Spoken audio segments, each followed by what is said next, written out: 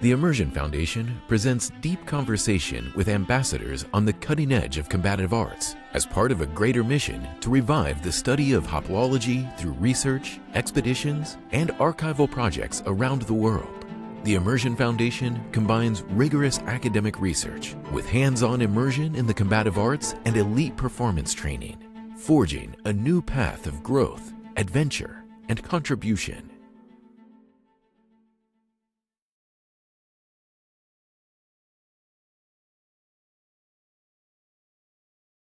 Hey, Sifu Chris, welcome back. And for those following us, you want to get this book? This is what we're drawing from and going through it in pretty good detail through the series. Get it? Okay. So with that, Sifu Chris, we were going to go over the last mega principle, as I say. They say, keep blasting, so to speak. Right. So with that, let me just hand it to you and let's just flow with it. Sure. Okay. Well, we saved that one for last because, one of the terms you often heard when I was growing up in JKD, be it Dan, be it Richard Bustillo, even in Bruce at different times was, there's an issue, there's something going on, man, you just keep blasting, bang. That was all its time. You have a problem going on, just keep blasting. Don't stop on that. So that was that's the overarching principle, the major principle, to keep blasting. So the sub principles that go under that are, the first primary one is what we use the term cultivating an attitude of undaunted optimism.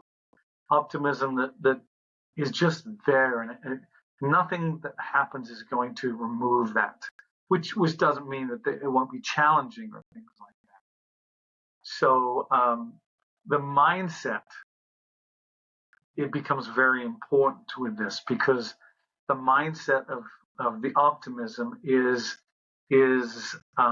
viewing problems, obstacles or challenges and obstacles not as things that might break you or stop you, but rather that they're challenges for you to overcome using your will, using your mindset, using your attitude and things like that, And so the first thing about that of cultivating that optimism is to harness the power of attitude. And the thing is this: any obstacle that we run into, any challenge that we run into, is sustained basically but by one thing, and that is our attitude. And we can control our attitude, which is, it's not that we're not going to have problems, it's the reaction that we take to the obstacles when they come, So the choice becomes ours. We can choose to be positive and constructive on it, or again, we can choose to let it wear us down and take us down a path that we don't want to go. So, harnessing the power of attitude, which includes choosing to focus on the positive. If we look at it and if we understand it, our thoughts are, they're energy. We talk about that your thoughts are energy, so that when you're working out, every thought you have in your mind before you do something, do a technique, will have a physical effect on your body, and in doing that technique. So the idea is recognizing that our thoughts are energy, right? Focusing on the positive. But what we want to look at too is that when we talk about positive, where we want a flexible optimism and being optimistic. Like I said, we're talking about being optimistic. We want a flexible optimism, which is not a I use the term looking at the world through rose-colored glasses. This kind of Pollyanna attitude that everything is hunky-dory. Everything, those things. Every day in every way, I'm getting better and better. It's a flexible optimism that you're looking for, which means that you're going to recognize that you have these issues, these things. So when you're focusing on the positive, to go back to what I was saying about rose-colored glasses or these positive affirmations, there is a difference between positive thinking and non-negative thinking, and that's a very important thing to understand. Like I said, having positive affirmations every day in every way, I'm getting better and better. This too shall pass. Those are good and they're useful. Non-negative talk deals with the way in which we talk to ourselves when things don't go right or when things go wrong. The things that we say to ourselves, I'm never going to get this. I'm never going to understand it. Or those internal voices come out. Why did you ever think that you were going to do that? So, what we're talking about with non-negative thinking is to when we hear those things, to eradicate the negative and the destructive things that we say to ourselves when things go wrong. So, as I said, it's almost like a yin yang again. That having the positive thing is one thing, but you also need the non-negative, because you can be saying, "Oh, every day, things are going to be great, things are going to get better." But then if your mind is saying to yourself, "Oh man, you're never going to be able to do this. It's not going to work out the way that you want it to," So there's kind of an exercise, if you will, that you can do, or an approach that you can do, and that is when you find yourself in a challenging situation or a problematic situation or a problem. Most of us tend to, because it's human nature, most times when that happens, we tend to focus or look at what's wrong with the situation. Well, in this exercise, what you do is you reverse the mental dynamics on it by asking yourself, what's right with this situation? What's usable? What's right with this situation that can benefit me? And in doing that, excuse me, we go back to the idea is you can transform the opponent, so to speak. So, again, pulling these things all together, focusing on the positive, harnessing your power of attitude as you're going through it. This cultivating a sense of optimism also means learning from your mistakes. That mistakes are often our greatest teachers when we're going through it. So, looking at these challenges or looking at these mistakes as challenges that can provide us great opportunities and possibilities to learn and to grow,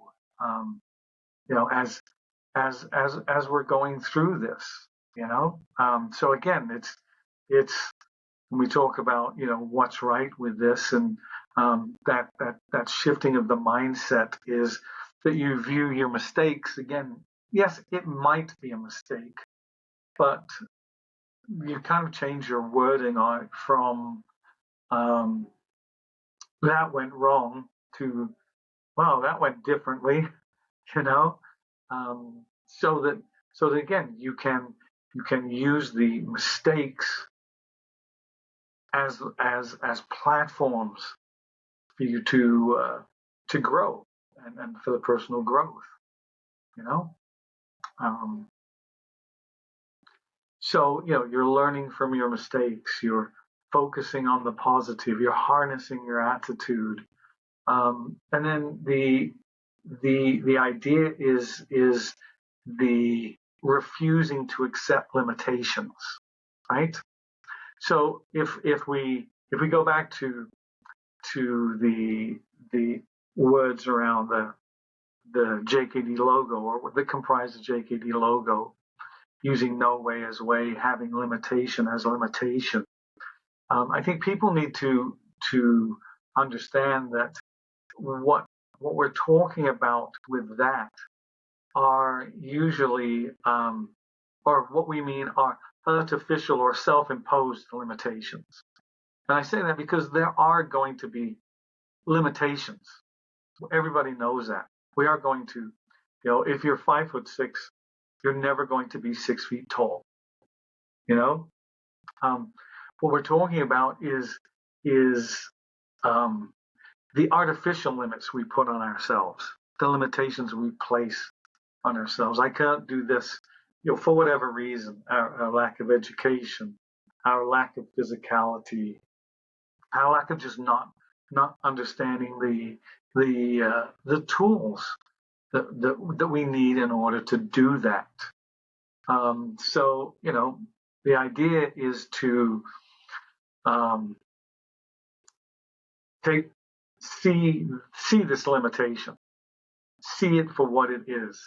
Again, you don't deny it. You see it for what it is. You understand what it is, and then you immediately start figuring out ways in which to eradicate it, work around it, remove it. And if it's not possible to remove it, then how can I work around that limitation and go where I need to go? Again, if you can't get rid of it, then the be like water principle. Okay, so how can I work around it? So again, those are the fundamental things that we're looking at. When we're creating, or what we want to do is create this level of optimism. I mean, again, the choice is yours.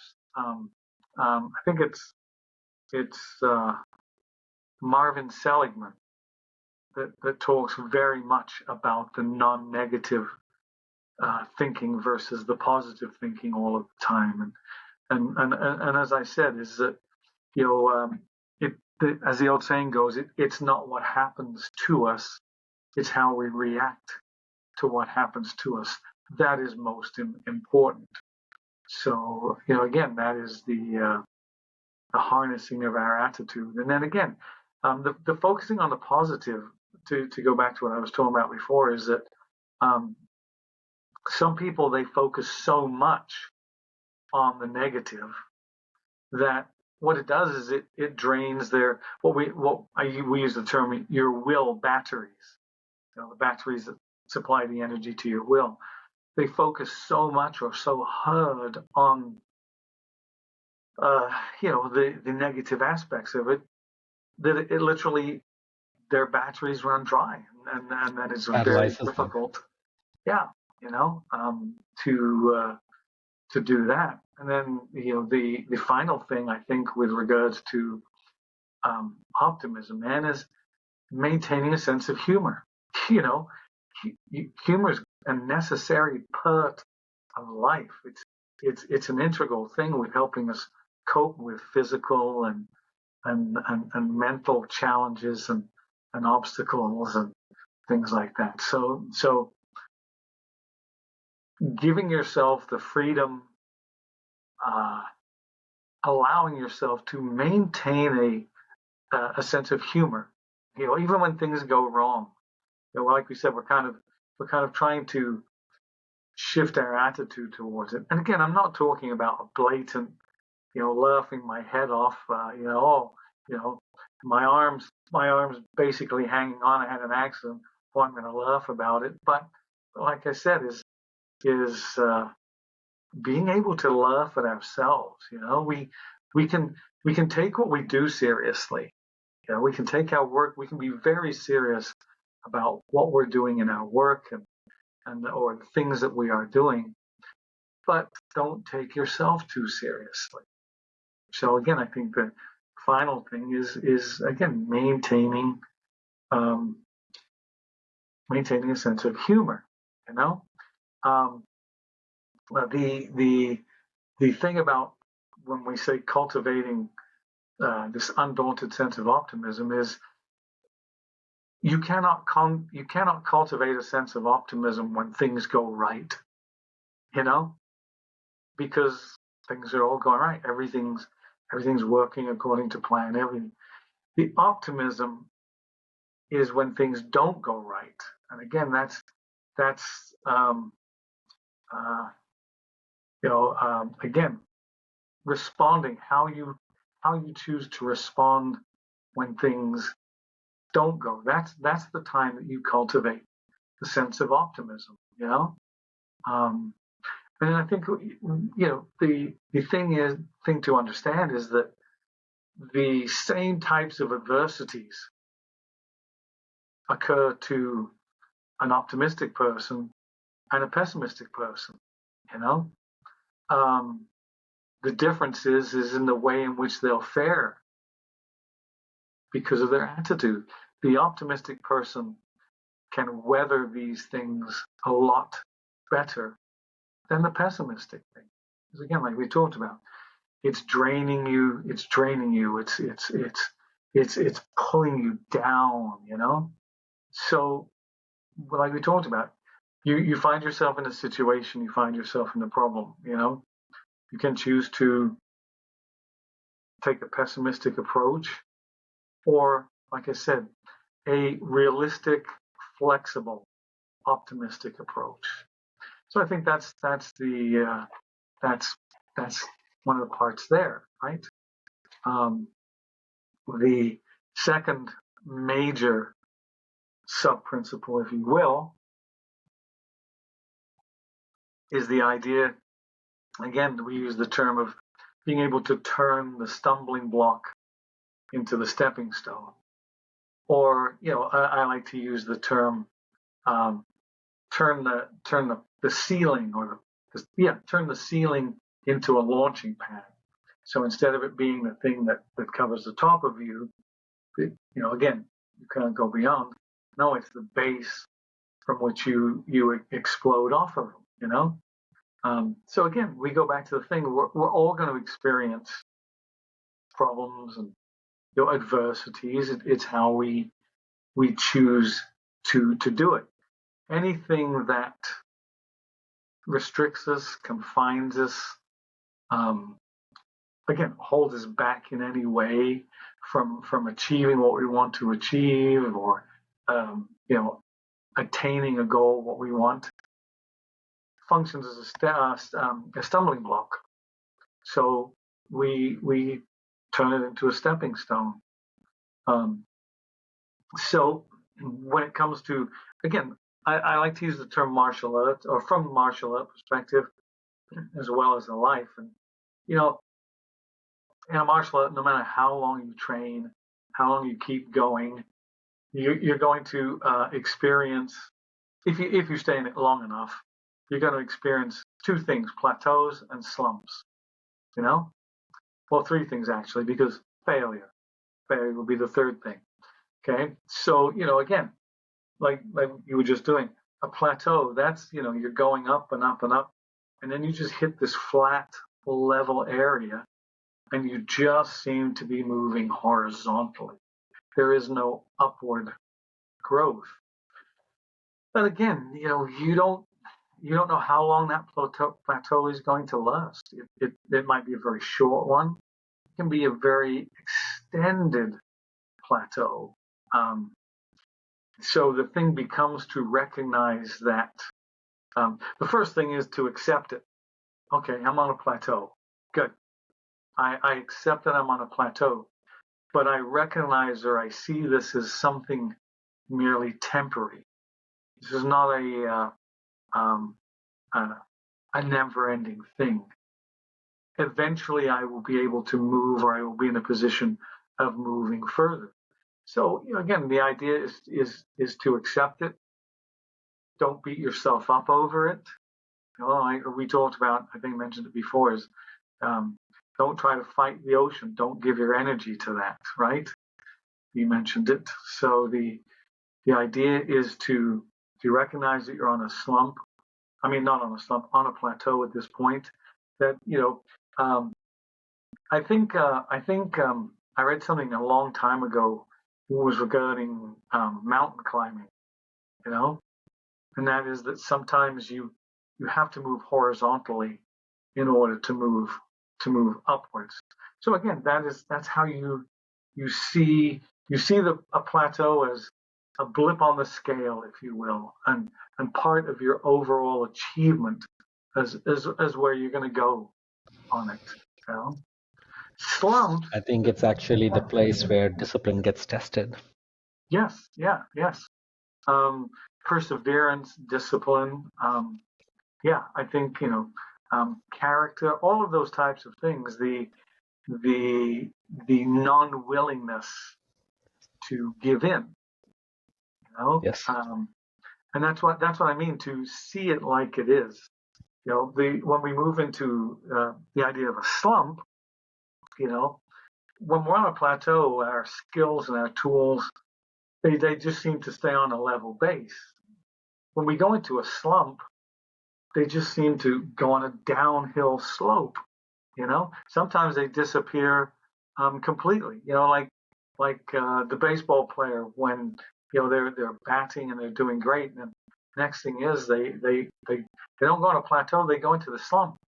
Nothing they do works, or they can't hit the ball no matter what they do. So the performance goes into downhill slide, if you will. And again, it becomes that thing of, the first thing is to recognize that you've moved into, or you are in a slump, right? Then and accept that you are in a slump, and don't try to fight it head on. Or don't go to either extreme, if you will. Don't try to fight it head on. Again, that's like going head to head with the ocean. Again, bang. It's going to tire out. It's going to waste your energy. And then the other extreme is don't just collapse and give in. Accept it for what it is. Observe it. Look at it. Look at it without judgment. And then again, figure out ways in which you can do it. In both of these, I think this is where things like forms of meditation can help, visualization, a lot of mental strategies. I also think one of the major things is sometimes you need to go back and look at what it was that you enjoyed so much about what you were doing. Sometimes that joy can kind of wear away, which can put, and especially when you start getting into plateaus. So sometimes you've got to look at it. If you have the time or you have the ability, take a break from it. And I mean, take a break, whether it's one day, whether it's a week. Take a break and go and do something else. Take a walk, go swimming, or if you can take a couple of days off. Because it seems we so often choose that we think we're just going to blast through, right? Like I said, and this is where when we're talking about keeping blasting is also recognizing this side of things. So, again, you're turning stumbling blocks into stepping stones. You're dealing with plateaus. You're dealing with slumps. and you're dealing with failure. So the idea of turning a stumbling block into a stepping stone is to transcend failure, to move beyond failure, right? And the thing is when you look at failure, it's feedback, basically. I tried something and it didn't work. It failed, bang. So then what do? You go and you try something else. You you just go a different tack if needed. So I think what we're looking at when we're talking about transcending failures is to keep a proper perspective on it. Again, failure, it's feedback. I tried something, it didn't work. Therefore, I will try something else. And if that works, fine. And if that doesn't work, then I'll try something else. So we're maintaining a perspective on it.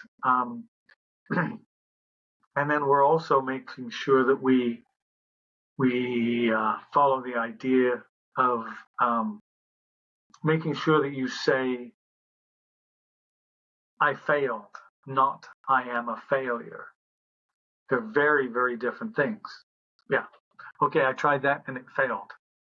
I'm a failure. No, you're not a failure. The only, as we talk about, the only time when you're a failure is when you don't do anything, right? So,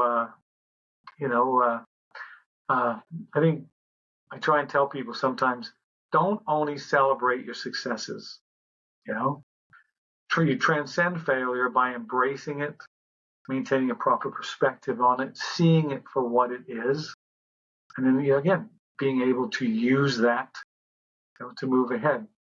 We've all heard the stories of, I think it was Edison, where he talked about 5,000 experiments to get the light bulb to work, and did he call himself a failure? No. If he failed at that, he went on to another one. Then he went on to another one. So like I said, is taking those same principles as a martial artist. We say all we do is we transpose them into what we're doing in our daily life, in our personal life, in our professional life. So that's, like I said, turn the stumbling block into stepping stone, right? You embrace failure, or you transcend failure. The other thing is to defy defeat. Okay, and defeat is again something that is, sometimes the words get mixed around. And defeat is something that's used much more, or defends much more, like in athletics. One team is defeated by another team. They failed at winning, if you want, but one team is defeated by another team. One boxer is defeated by another boxer. Okay, so that again, that keeping a proper perspective on that, and the point becomes not to deny defeat. Okay, you don't deny defeat, you just defy defeat. So when I wrote the book, you take two people who engage in a particular athletic competition, very hard one, maybe like a triathlon and things like that, and both of them, they don't make it through. They don't make it through. Okay, for whatever reasons. So they both look at it, and they both failed in completing it. But one person A, looks at this and they go, well, that was an incredible waste of time, and amount of time and energy, and I'm never going to do this again because I'm never going to do it. Well, then they've allowed their failure to defeat them, right? because they're not going to do it again. Whereas the other person looks at it and says, okay, yes, I failed at this. This event defeated me, if you will, in that aspect of it. But all that means is I need to change my training methods. I need to adjust, ramp things up, whatever it is, increase my food intake, things like that. So you have two people who both suffer the same thing, and one allows it to,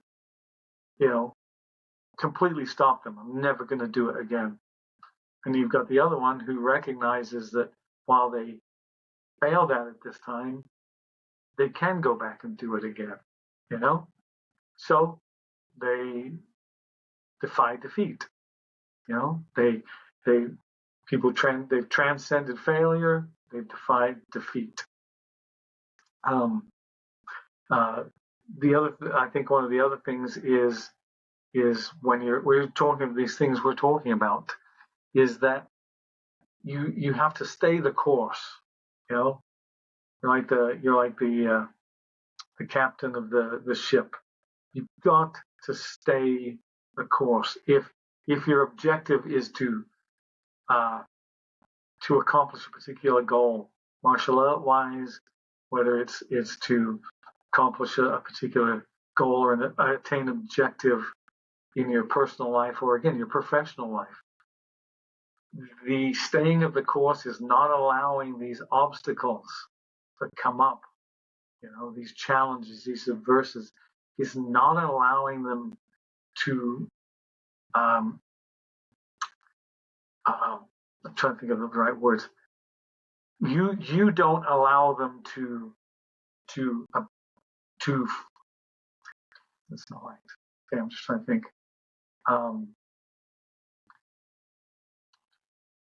When these obstacles appear, you choose not to abandon your goal. You don't allow them to define you. Define it. I was trying to find the word to define you, but like I said, to cause you to abandon your goals and things like that. So all of these things, staying the course, defying defeat, maintaining sense of humor, all of these things are what you use to cultivate, to cultivate the optimism that allows you to keep bursting, and then the final element, which was the words which were so important to Bruce, were walk on, and again, one reads that he felt that they were so important that he wrote them on one of his business cards and kept it on his desk. And and walking on is recognizing that movement is only forward. There's only one direction, and that is forward. That water keeps flowing in one direction. It's on an onward path, So to walk on means to continue on, to move forward without looking backward and regretting all of the failures, all of the things that occurred, that we wish we would have done and that we regretted that we didn't do, and then maybe we regretted things that we did do, But it's just recognizing that there's only one way to go, and that's forward. And that's not to say that it's difficult. Sometimes walking on can be very difficult. It's also choosing to look at things with a perspective that what might seem like a very negative event at this moment, something's happening to us or something's going on, may actually sow the seeds for something great down the road.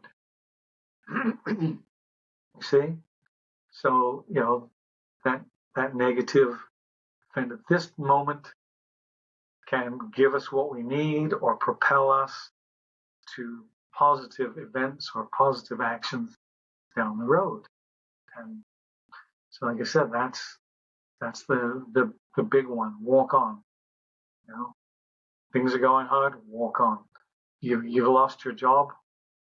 Walk on. You know, a relationship has run its course and has ended. Walk on. You know, do not allow it to drag you down. Do not allow it to halt your path. You know, it doesn't mean it's not painful. It's not going to take a lot of work. All it means is choose it. Have one direction that I'm going, and that's forward. And those are the fundamental things. You know, I think that feels again.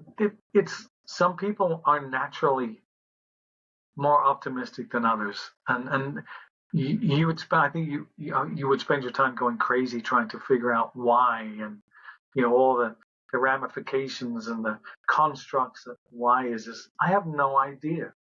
You know, so the thing becomes, how can I cultivate optimism in myself? You know, how can I build it? And I think optimism is like a muscle. Yes, You know, it's a skill, yeah, it's a skill that you develop. It's a muscle that has to be worked. You know, I which think also so. means if you don't work it, it deteriorates. Yes, yeah, Yeah. yeah, yeah. It never just stays the same. You know? It's either, yeah, like you said, you're either building that muscle, or if you let it go, that muscle is slowly starting to atrophy. And so I think all of these things, optimism, um, yeah, figure out things that you can do, or and again, it has to be for you, right? Because Mm-hmm. for some people, reading books might help them cultivate it, and I'm not talking about self-help books. You know, for others, it's going out and doing something that they've never done before. You have to find what helps. I mean, there are certain things, right?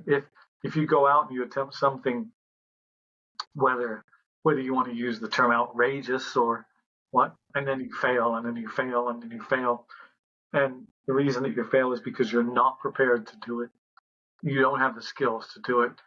I think things like that are going to have a detrimental effect on if you're trying to cultivate optimism.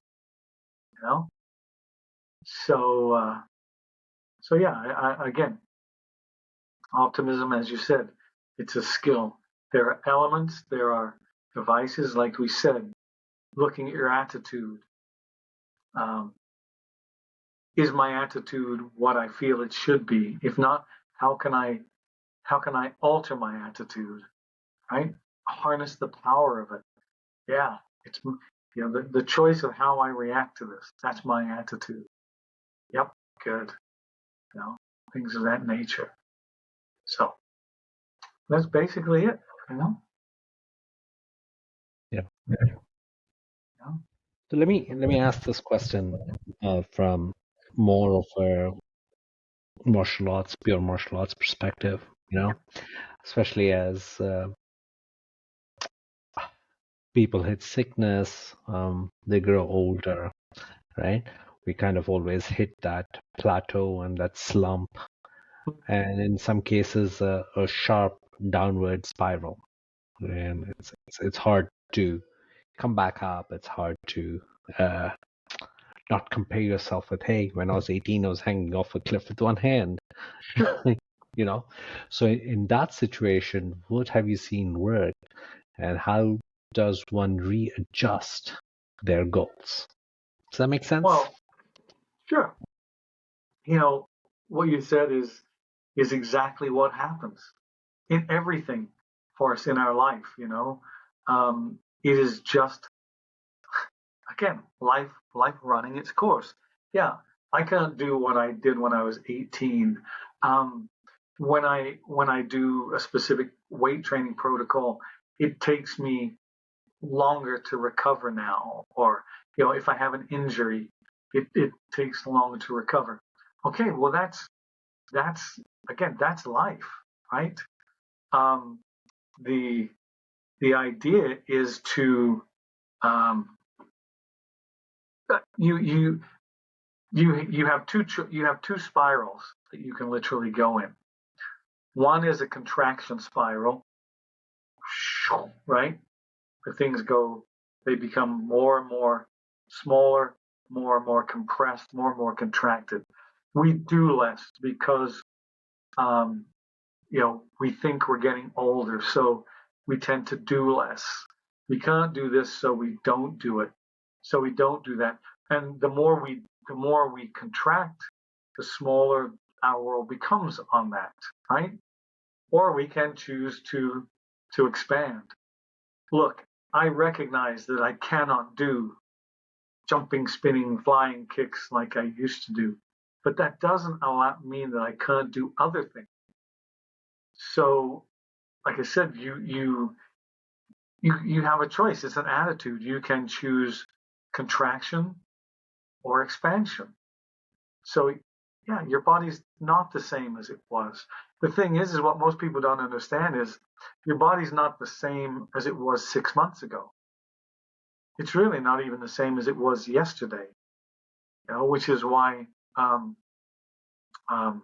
again, one of my favorite authors and one of the people who I admire immensely is the dance choreographer Twyla Tharp, who I've talked about, and I've read numerous things because this is a woman who is, well, now I think she's 80, and has a very clear-cut view on what happens because she has been a dancer since she was like 22 years old or whatever. And the fact that, you have to dance with today's body, not yesterday's body, not last year's body. You have to dance with today's body. So apply that to yourself as a martial artist. I have to practice my martial arts with today's body. Now, that also means the choice is yours about investing in keeping your body in a good degree of health and fitness and things like that. If somebody suffers a debilitating illness or an injury, we're looking at different factors, which is why I said we can't have these absolutes. This is guaranteed to help you become optimistic. Bang. This is guaranteed. All of those elements go into play, like we said. If you had a particular debilitating illness, what does it do? But still look at pushing the boundaries on everything, right? Push the limits on everything, to find out what you can do. And like I said, accepting it. Okay, good, yeah. Can't do a full kick over my head anymore. Okay. Well, am I going to spend my time sitting around worrying or being concerned that I no longer have that ability? Or am I going to look for other abilities I might have? One of my favorite things I always remember Bruce talking about the fact that the process of aging, but the comment he made to the effect of, as I get older, my speed may decrease. As I get older, my speed may decrease, but my awareness may increase. So again, now you're choosing how you want to look at it, right? Whether it's some people look at the half glass as half empty, right? Some look at it as half full. Person who has a good sense of humor just looks at it that you've got the wrong size glass, So, Yeah. yeah. I think that adaptability is key, and Yes, yeah. it's been a very hard lesson for me last year, but Yes, Yes, I get but it. again, you are a living, walking example of these things and putting them into action for yourself as you've been doing, um, and that's it. Um, it's the trying, you know, succeeding, yes, failure, it occurs, whatever. But was it Wayne Gretzky who said you always miss 100% of the shots you don't Shots you take? don't take. Yeah. Yeah, yeah, yeah. So take all the shots.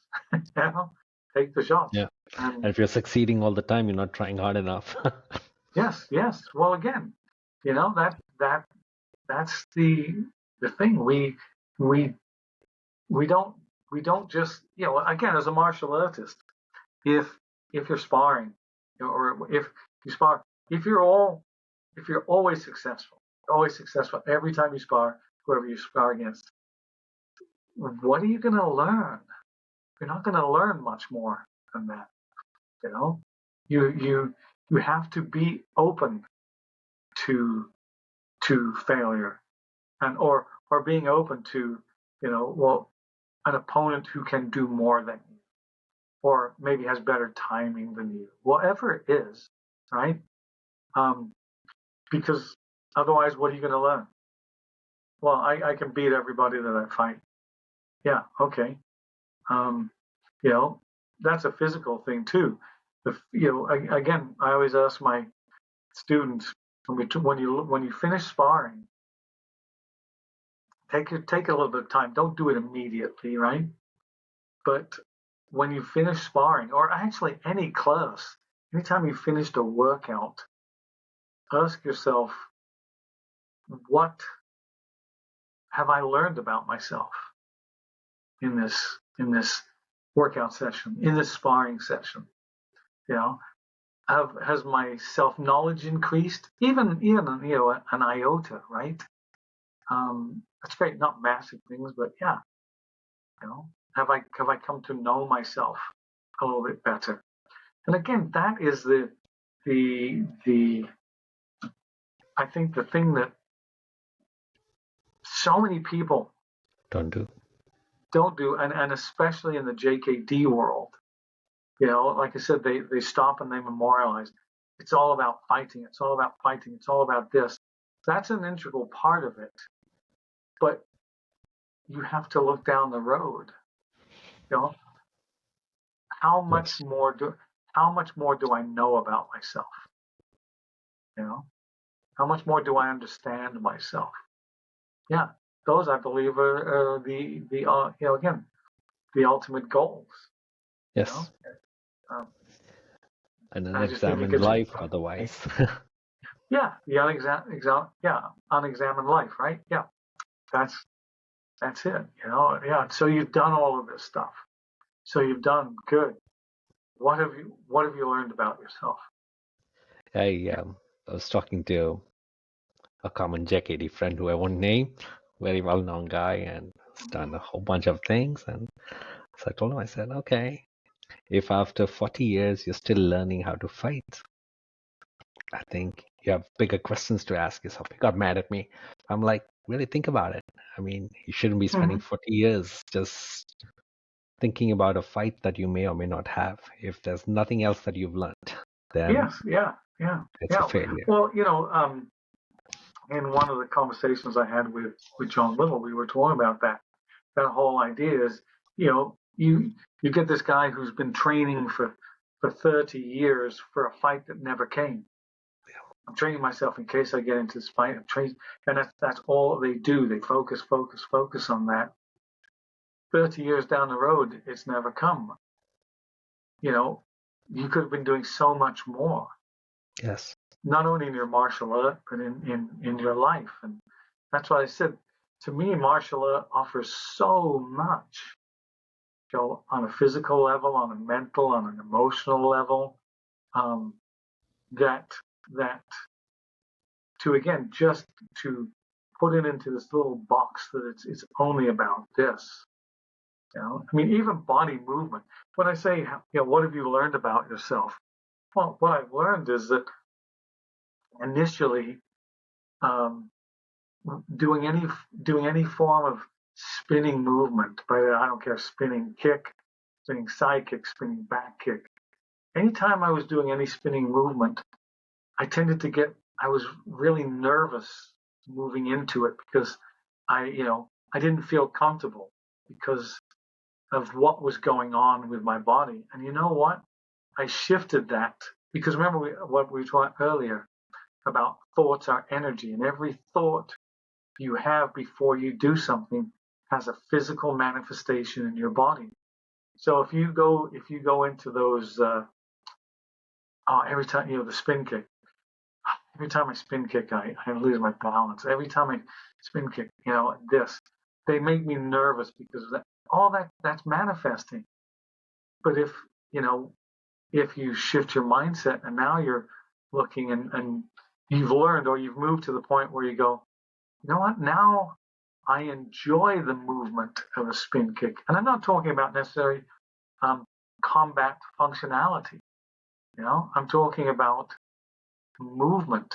Like I've said before, is did you ever just do a kick or a punch? Did you ever just throw a side kick? Not because, I felt like I had to be a side kick and it's got to be tough, but did you ever do it just because it felt too good not to do it? Yeah, yeah. I think those are fundamental things, and they get glossed over. I don't know. I find whatever appeals to different people is going to appeal to them. I get really tired of seeing ads now relating to martial arts where everything's about like tigers ripping things apart or gorillas just teeth bared, and I know why. I understand why they do it, and it's not me. I don't want to judge them and say, oh, you shouldn't do that.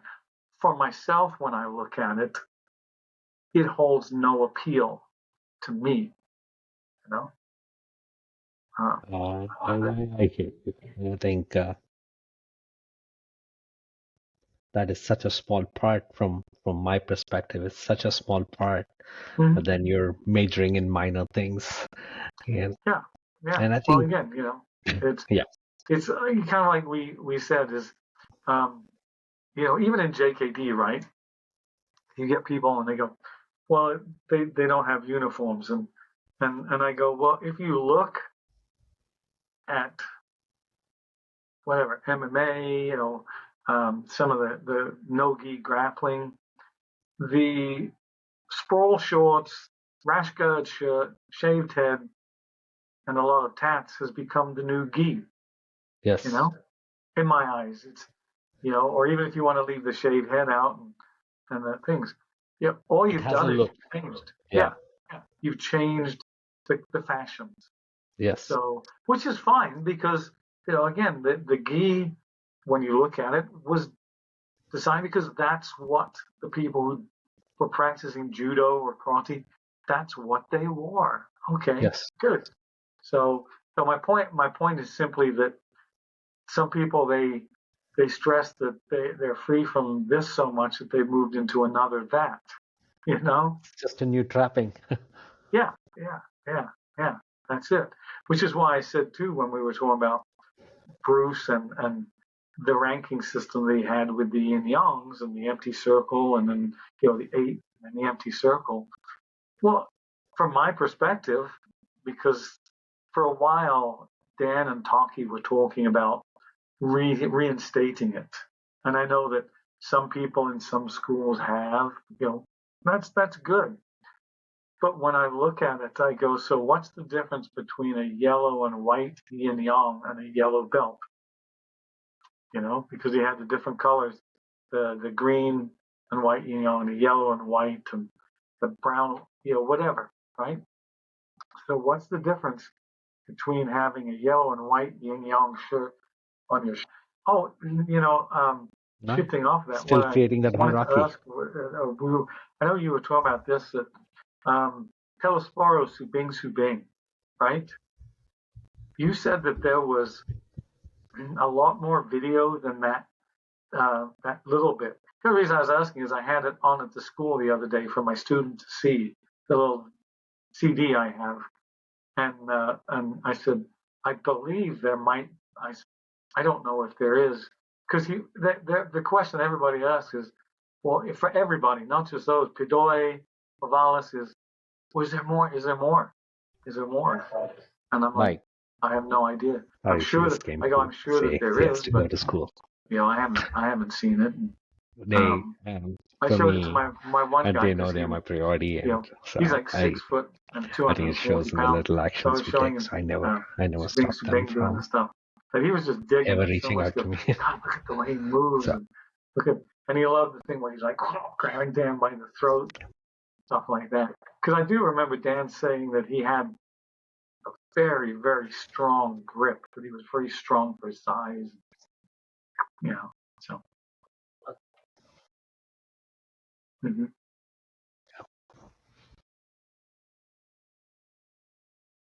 Right. Yeah.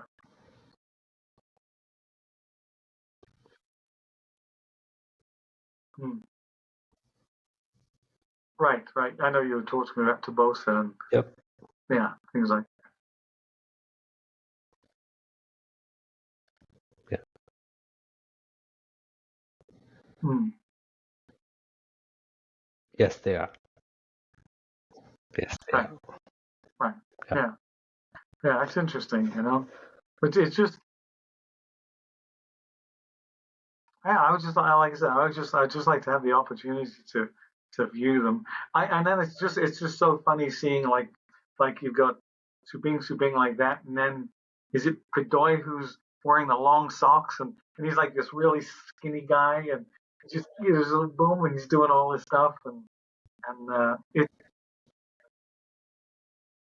yeah that's the bigger guy in the background, because there's two guys who do the stuff together at the end. Yes, that is. Oh yeah, okay, yeah. Oh No, okay, cool. I have to check that out. Hmm. Yeah, that's cool. I have to look at that. So, all right. yeah. No, basically again we've gone through the book. Other than you said next Yeah, week he is worked self-world, in the but pineapple farms, right? And no, again, so he was really my strong. whole goal And since he for was these squatting all the is time to cut those damn to things, hopefully help the low people stances understand were what's easy, in them and to help easier them rather, right? move And on that yeah, path, I've you seen know? those tapes. We are trying to revive a whole bunch of them. They come from Raymond Tabosa, and yeah, and he's Raymond Tabosa was who introduced Richard and Dan to that whole crew, and Raymond was just always in the background. Well, He that's didn't want to come again, forward. that's it. And this was always, which is why I said I have to get back I'll see if I can get you some of doing those, and so you can the take a look. videos on that. I also think I want to Yeah. do some, because like I have a friend from England I know, and he's been very successful, named Matthew Chapman. Yeah. And he's created all of these Skinny guy. these courses, and he's made a ton of money, on equipment. Yeah. And that bigger and I guy look that at, you see in the my background, that equipment is training book, and Raymond. there's so many drills in there, and that's what he does, and whatever. Yeah, there's one guy. You go online and things like that, but the guy with the lighter videos. shirt, So when people say, well, why don't you do this? Why don't you do Raymond. that? The guy with the Basically because Hawaiian it bores me. pattern I've through done one or two of those videos. But that's Willie Brill. what I think I do want to do is take And some it's all of the in things. Raymond's. It's all in even Raymond's the thing backyard. like Bruce Lee, relating to JKD. So I think we talked about it before, but so cool. I don't want to go on and do any closing thoughts for today? A video okay, here's a step and slide, here's a push shuffle, here's a side step. What I want to do is go on and say, the thing you need to understand are these are the fundamental principles regarding to movement, and that all movement should be purposeful. So when you are working your footwork, Yeah. you need to That know was the purpose somebody had behind asked it. me, the same Not JKD just, friend had asked me why I'm so spending so much time you on know what this, I mean? and So told him, I said, purposeful yeah, movement. there's hardware and software. That's a The hardware fundamental is thing. the Good. time you I'm not put in gonna, the gym and work what do I those need to show you skills. how to do a push You better shuffle, make sure or a your side step software is right, side updated, step because left. that's how you aim. Everybody does that. If you're not aiming And right, you as messed you know, up. if the guys are bitching this person's foot's in the wrong position, that person's. I mean, that's my favorite thing. I always use all the time. Because you see these guys and, well, the foot should be turned this way. I go, Bruce Lee died 52 years ago, and you guys are still arguing about the position of the rear foot in the Baijong position. It's like, who cares? Who cares, really, So, for things like that, so that if you're, and then another martial artist can look at it, not just a JKD person, and can say, well, this is a good training principle. Like, I want to make sure that everything I'm doing is purposeful. Good. So I think I want to do some stuff like that. And the fact, okay, Yeah. I don't need to show you how to. I could show you, okay, this is a finger jab. Good. I'm not going to show you this. What I need you to understand is that if you want to use the finger jab as an effective weapon, you have to train it as an effective weapon. And for example, these are the methods that Bruce used to develop his hand to be able to use it as a tool. So that's the thing. It's not like, oh yeah, here's the finger. It's like, train this as a tool. Good. Because you always hear that. Finger jabs don't work and finger jabs do work. And, that's like saying the lead straight punch doesn't work. Did you train it to be an effective weapon? Yeah. Yeah. So, again.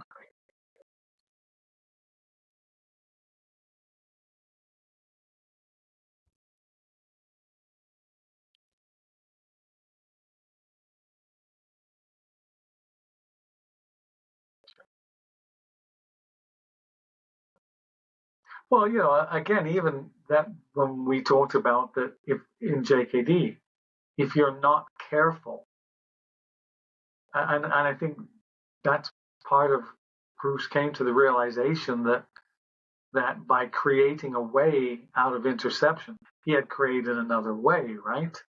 Yeah, because by definition, in order to intercept something has to move. So if there's no movement, then they're not intercepting. So, and so what you do is you get people, and they'll, because they love to argue and stuff, say, well, look, I grew up knowing all these. There's nothing you're going to say. Oh, I intercept your movement. I intercept your thinking about moving. I intercept your thinking about moving. Okay, but, that's a very esoteric example of interception. The bottom line is if the opponent doesn't move With the purpose. and you hit them, that's not interception. Yeah. So if they're taking a step towards you and you hit them, okay, I'm intercepting their forward movement. If they're throwing a punch and I intercept them, I'm intercepting the movement. If they're standing still, there's nothing to intercept.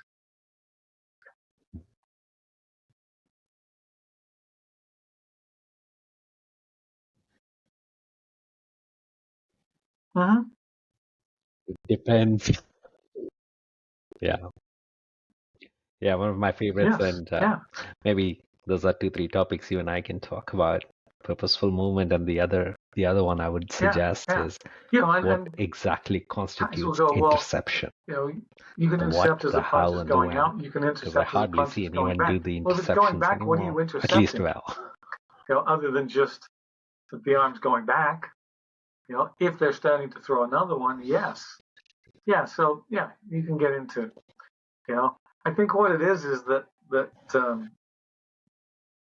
most of those people have never really done a lot of research into things like Western A fencing system. and things like that. Yes. How the things, because I mentioned that before, like the word tempo, right, has a different meaning in fencing, Correct. you know, and cadence, and like I said, there's so people, what's got this cadence? Well, in Western fencing, Yes. and so you're looking at these notes that Bruce drew out.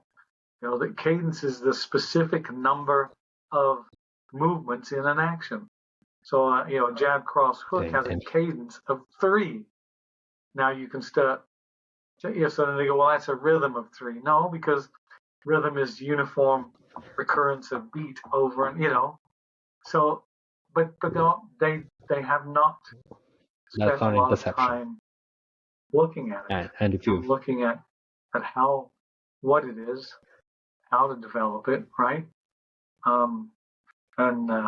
So I go back to like one of the things that helped me most too was that there's I a book. hear you, Chris, and I kept telling people, I'm like, what he's talking about is a very particular timing. The Art of Delay. And that I'm very trying to particular remember what it timing is. has Is it the has hour? I don't become think it's the quote hour of the unquote a way wolf. or a system. Anyway, I But think there we are other talked about this timings before. that are available, and it depends on the It purpose deals with that super you first set in place. reactions. There's a section in this book dealing with super first reactions, and they talked to Benjamin Libet, who University of San Francisco studied more about super first, and they're talking about like a punch, like a kick. They're talking about Western fencing where it's milliseconds. Yes. So, throwing a person, football, no, because it's like 2-3 seconds. He goes bang. You got to go. So tennis. So there's a whole section there where he relates the serve in tennis and the size of the court, and if it was any bigger, it would take too long. If it was any shorter, you'd never be able to get to it. But the fact that, and I relate, when I was reading about this, I was thinking about Bruce, because he was talking about it used to be in return of serve, hit the ball as soon as possible. And now the return of serve is to wait and then hit it as hard as possible at the last moment, right? So he was writing to Jimmy Connors, and that a return of serve is broken, is 500 milliseconds, and it's broken into 2 parts: 200 milliseconds to observe and 300 milliseconds to return the serve. But Jimmy Connors broke it into 3. He broke it into 200 milliseconds to observe, 200 milliseconds to deduce, and 100 milliseconds to return. He trained to hit back so hard, so fast, that he could wait. And it's relating to the idea of, it's almost the ability, it seems like you're able to stretch out time, and that baseball players, professionals, can see the stitching on the ball as it's coming towards them.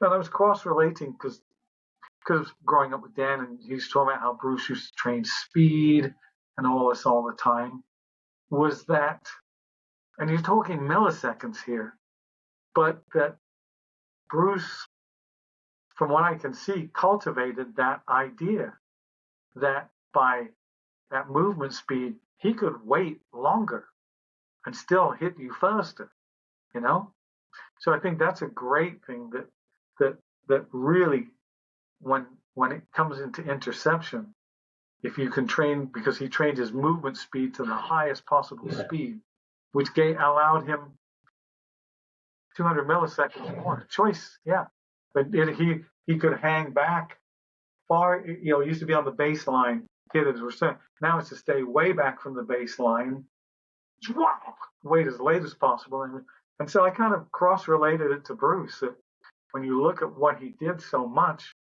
training the speed and stuff, it allowed him to be able to wait that fraction of a second longer, and bam, and then still intercept you. I think that's kind of an interesting thing to investigate. You know?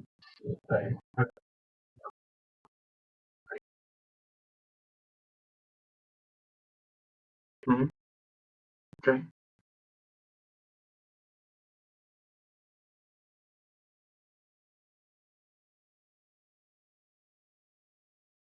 Yeah. Okay. Well, again, when we think about it, right, other than the normal 24-hour period of time, hours, minutes, and seconds are all man-made inventions. They do not exist except for how we design them. You know, in the universe, they're not. They don't have a clock ticking seconds and minutes. So yeah. So looking at that, like we said, you know, I don't know that thing about time, visual slowdown. I was in a couple of accidents, and those things occur. Everything seems to go slow motion, right? Bang, but it's not. But it seems like it.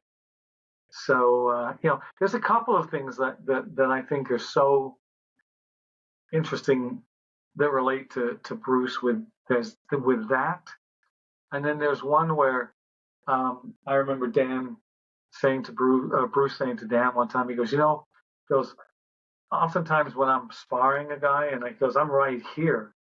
He goes, Yes. but I'm also, it's like I'm out there and I look down and I can see both of us. Choices. So there's nothing the guy does that surprises me because it's like I'm almost like I'm a third person. I don't know. It's an interesting concept to look at and an idea. So yeah, maybe. So, yeah, I'd like to just. I'd like if there was any possibility to just see some of that other stuff. Just you know, see. Yeah, yeah, that's fine. No worries. And Yeah. yeah, and I mean it would be mandatory. You know, however Yes. it works. Would There's an entire nothing would happen field with it, around you it, know? It'd be like, around time dilation. yeah, Forgetting the guy's name right okay, now. cool. I'll send you a All link. right. I think you'll get a kick out of it. Okay, my It's a friend. fascinating Always piece of good work talking on with you. how time is You want to extended do the out, thing about the self-world and connection, you right? stretch it out and Okay, the so various I'll make a plan of exercises doing you can that, do in order to and develop it. then just keep blessing. All right, man.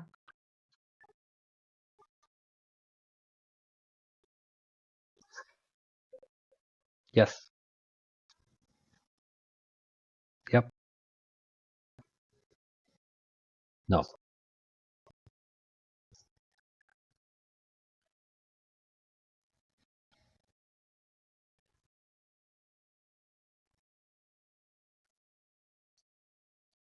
Yeah.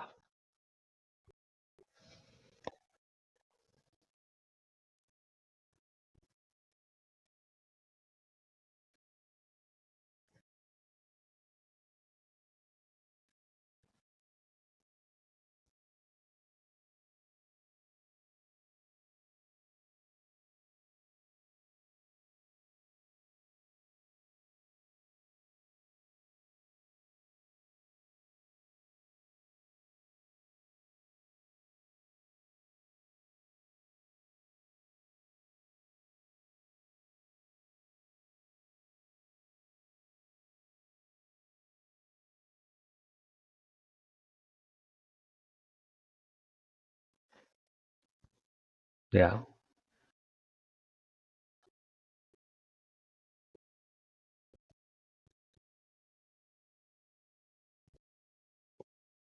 Yes. Well, I'll work it out with them.